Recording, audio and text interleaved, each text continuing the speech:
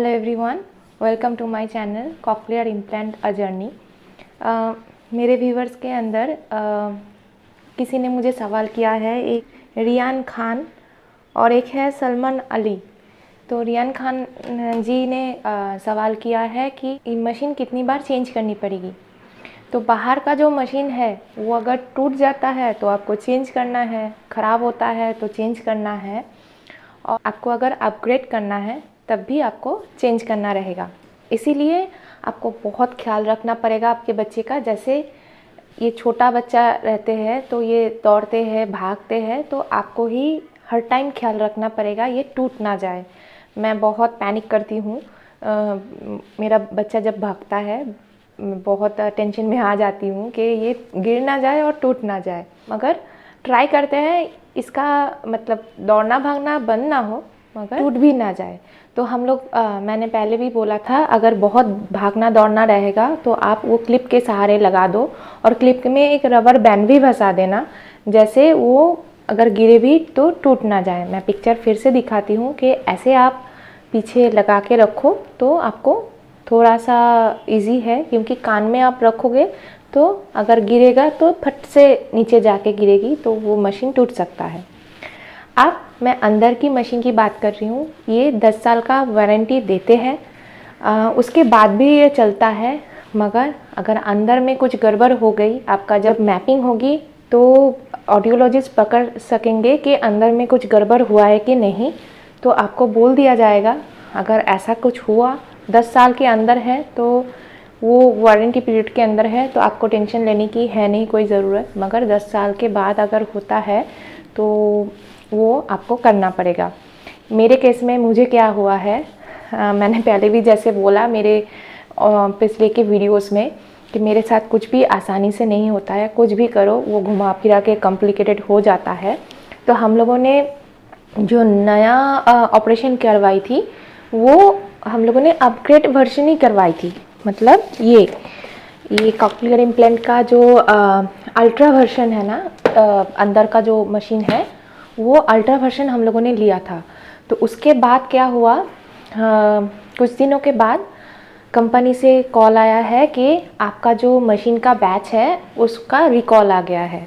तो अभी पहले तो बोला था हर 1 महीने के अंदर, अभी बोल रहे हैं कि 6 महीने या 1 साल के अंदर अंदर आपको चेक करने रहेगा कि इम्पीडेंस ठीक जा रहा है कि नहीं, आपका इलेक्ट्रॉस काम ठीक से कर रहा है कि नहीं।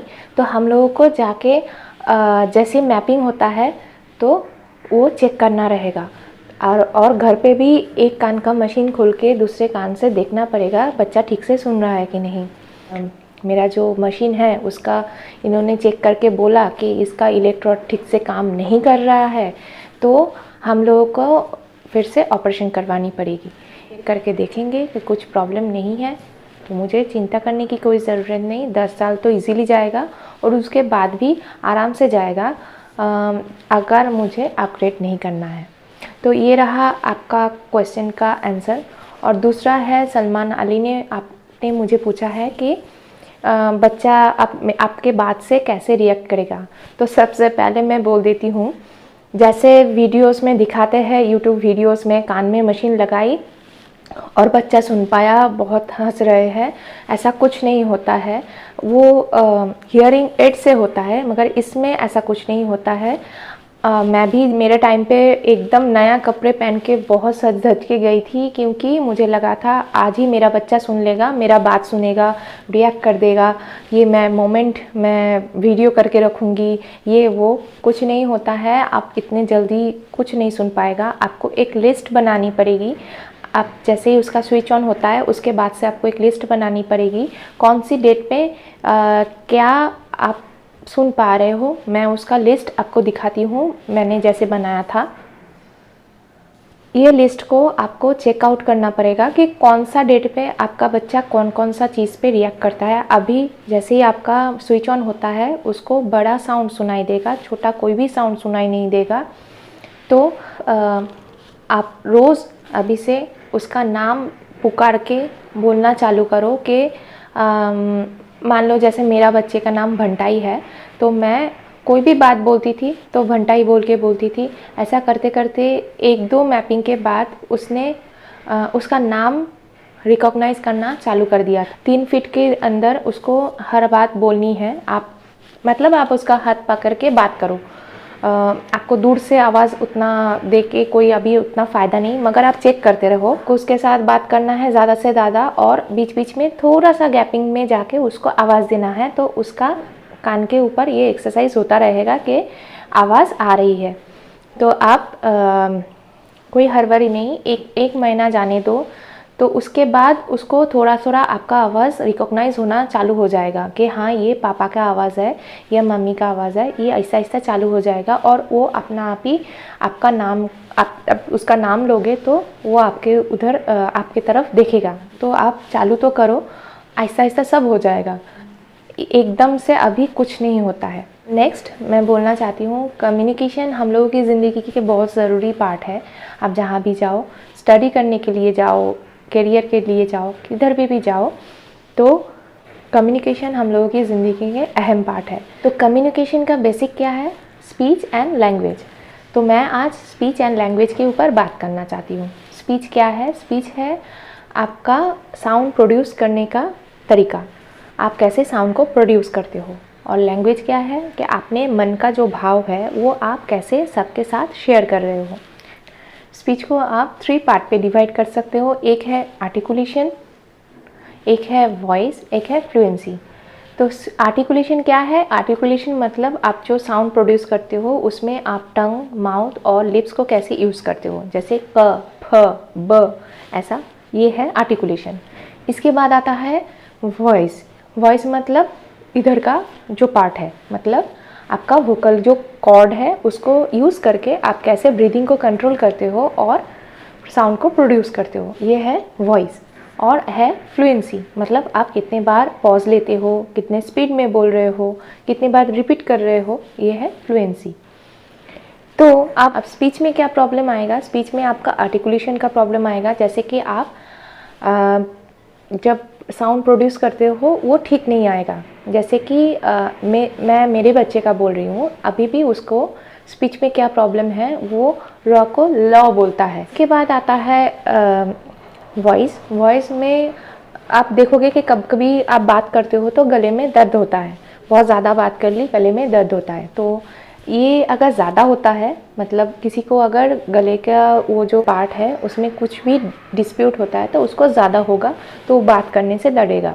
अगर ज़्यादा होता है तो डॉक्टर से चेक करना है। इसके बाद आता है फ्लुएंसी। फ्लुएंसी मतलब जो आप देखोगे कि कोई हकलाता है, मतलब स्टैमरिंग का जिसका प्रॉब्लम है, ये इसके अंदर आता है। आप अगर ज़्यादा पॉज लोगे कि बात बार बार रिपीट करोगे, बात करने में प्रॉब्लम है। तो ये सब प्रॉब्लम आपका स्पीच के अंदर आता है।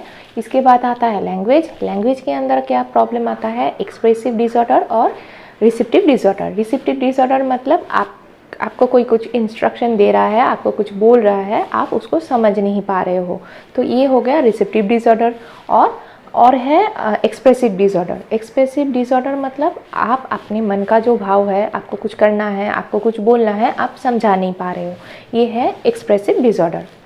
अब हम लोगों के जो बच्चे हैं जिसको कॉक्लियर इम्प्लांट हो गया है, वो क्या है? वो एक ब्लैंक पेज है, उसमें सब तरह का प्रॉब्लम आप सोच लो है। जैसे कि लैंग्वेज का प्रॉब्लम, अब तक उसने कुछ सुना ही नहीं इंस्ट्रक्शन, तो उसमें रिसेप्टिव डिसऑर्डर है, क्योंकि उसको आप कुछ भी बोलोगे उसको समझ नहीं आएगा। इसके ऊपर हम लोगों को काम करना है, हर दिन हर टाइम उसको सब कुछ समझाना है। ऐसा ऐसा लैंग्वेज उस खाली पेज के अंदर फिट होता जाएगा और उसको समझ में आने जाएगी।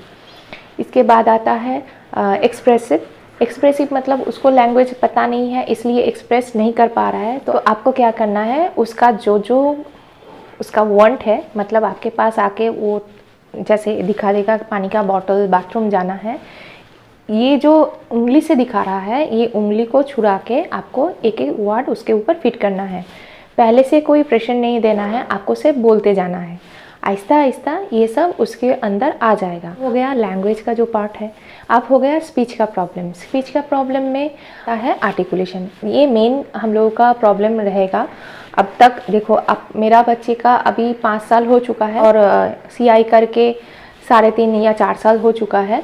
तो अभी भी उसका स्पीच का आर्टिकुलेशन का जो प्रॉब्लम है वो है, और हम लोग उसके ऊपर काम करते ही जा रहे हैं। तो आपका भी वो रहेगा। किसी का जल्दी अच्छा होता है, किसी का देर से अच्छा होता है, मगर प्रैक्टिस सबसे ज़रूरी है। मेरे जो स्पीच थेरेपिस्ट है वो एक प्रोफेसर है, उन्होंने कैसे मुझे सिखाया बच्चे को स्पीच थेरेपी, मैं एक एक करते करते आप लोगों के साथ बाद में शेयर करती जाऊंगी। तो आपको अगर ये हेल्प हो जाए तो मुझे बहुत अच्छा लगेगा। नेक्स्ट डे मैं मैपिंग के लिए जा रही हूँ। अब तक तो मैं आप लोगों के साथ इन्फॉर्मेशन शेयर कर रही थी। मुझे मन था, मतलब मैं ये चैनल पहले चालू की थी कि मेरा डेली लाइफ जो हो रहा है बच्चे के साथ वो सबके साथ शेयर करने के लिए, मगर जैसे ही मैंने ये यूट्यूब चैनल चालू किया तब मुझे ये हुआ कि मुझे जो जो इन्फॉर्मेशन पहले सीआई के पहले चाहिए हुई थी वो आप लोगों के साथ शेयर करूं। तो अब तक मैं वही शेयर कर रही थी। और नेक्स्ट डे हम लोग जैसे बोला कि इसके मैपिंग के लिए जाएंगे, उधर पे इम्पीडेंस ठीक है कि नहीं ये भी चेक करेंगे। मतलब ये जो मैंने पहले मेरा प्रॉब्लम बोला था कि मेरा जो ये मशीन है अंदर लगाया है वो रिकॉल आया है, उसका भी चेक करना है। तो ये सब करने के लिए मैं जाऊंगी। ये मेरा पहला ब्लॉग होगा बाहर जाके, तो मैं बहुत एक्साइटेड हूँ। तो पता नहीं कैसा क्या होगा, मैं ट्राई तो करूँगी। मैं एक प्रोफेशनल ब्लॉगर तो हूँ नहीं। मुझे कमेंट करके बताना कैसा लगा नेक्स्ट डे। तब तक के लिए bye. Thank you for watching.